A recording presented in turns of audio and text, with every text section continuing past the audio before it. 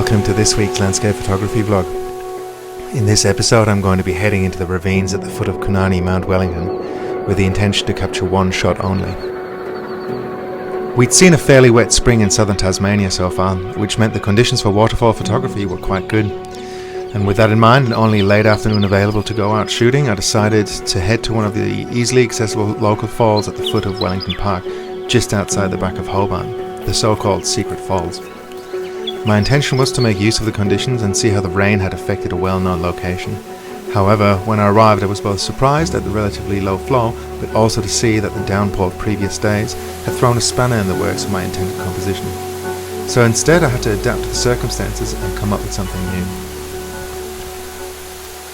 The shot that I've found here is unusual from my normal waterfall photos, where I hold the wide angle lens straight down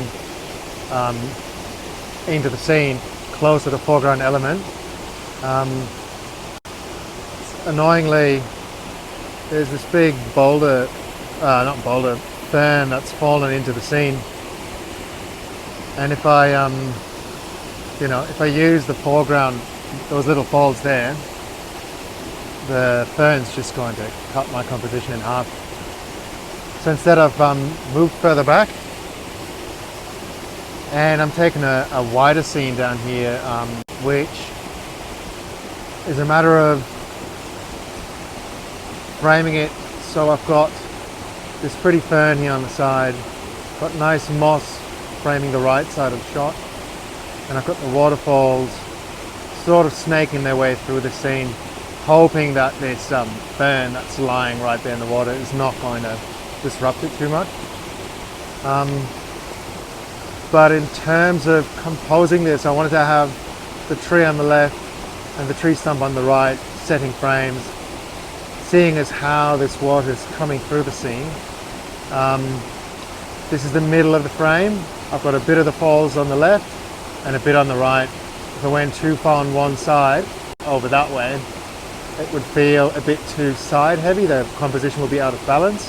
However, I can't move much further to the left because there's not a clean composition around that way anymore. I've also polarized the scene, seeing as there's a whole bunch of glare just reflecting off the moisture on the rocks and on all the leaves and all the foliage that's around here. And as you can see here, the polarization has a fairly significant effect. So this is polarized, and now all of this glare is coming in.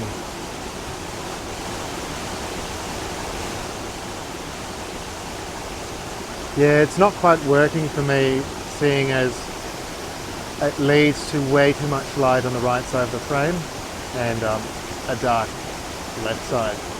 So rather than dealing with this glare here, if I polarize it out, the bright part of the frame is concentrated on the center and a bit into the left, which I think provides the balance that this composition needs. I've picked up the Case Wolverine kit. This is just the polarized. I've got 3 more NDs with it. Obviously the big advantage of these filters is that they're magnetic, so that's all you got to do to swap out your filters.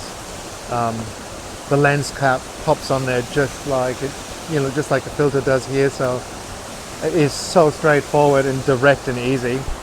In terms of my settings, I am in a bit of a struggle at this point because it's getting super dark down here, so I'm going to have to exposure bracket it. Fairly straightforward, right? So we're looking at f9. Since it's so dark, I had to actually push my ISO up to 400. And currently the shutter speed would be 1.6 seconds.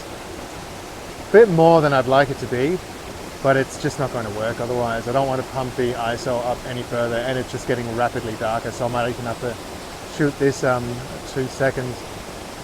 But yeah, it's going to be a matter of exposing for the water, i.e. the highest highlights, brightest highlights, getting another shot for the shadows, and then also having a focus stack this, since this beautiful fern up here is just way close. And apart from that, a shutter speed of 2 seconds is going to mean that it's going to be waving, and rather than it being out of focus and blurry, I might actually have to do one shot just for this fern at pretty high ISO, 800 maybe even, and get a fast shutter speed, to avoid any blur. Yeah, so it's a little bit involved, but you know, if it was worth it, have a look at the shot now.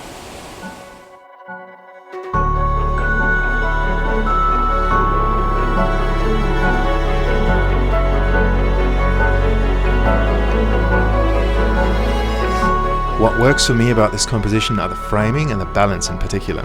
The tree trunks on each side are an obvious choice for the frame, but work well nonetheless. And further, I like how the fern to the left and the moss to the right are of the same colour, and therefore provide a nice balance across the frame.